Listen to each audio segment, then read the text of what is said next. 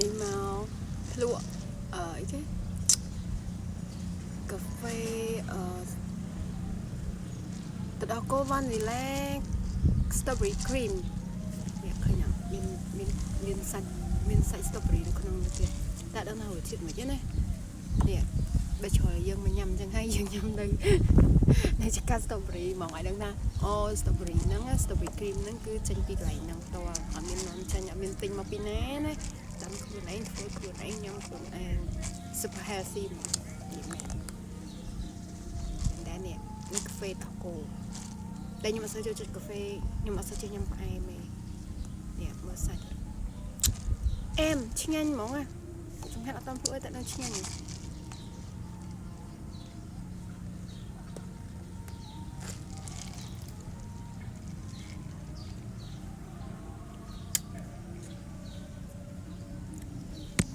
ឆ្ងាញ់ហើយ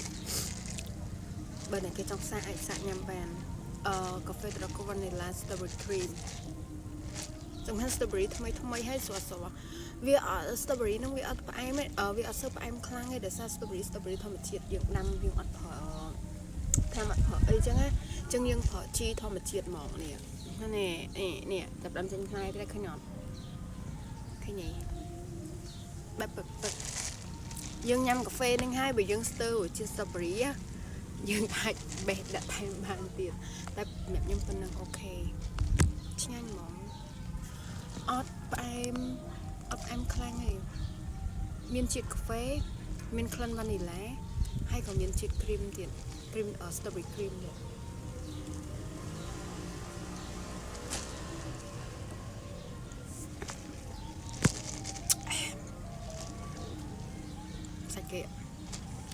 សាច់ strawberry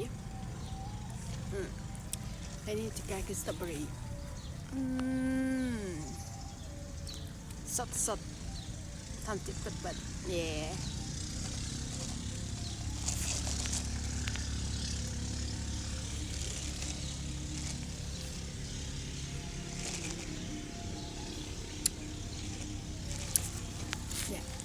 អូយ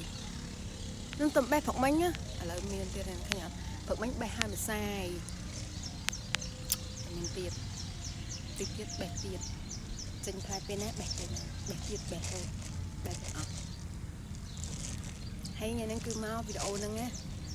មើលដល់ចប់មិនដឹងថាប្រយោជន៍ខ្ញុំក៏ចង់ប្រាប់ថាអានេះវាឆ្ងាញ់ហើយអាហ្នឹងវាយំធ្វើខ្លួនឯងឆ្នៃខ្លួនឯងធ្វើជាតិថ្មីខ្លួនឯងយំនៅខ្ញុំចូលចិត្តអីប្រាប់តែខុសពីបាយThank you សម្រាប់ការមើលវីដេអូដ៏អត់ប្រយោជន៍នេះបាយ See you វីដេអូអត់ប្រយោជន៍ក្រោយៗទៀត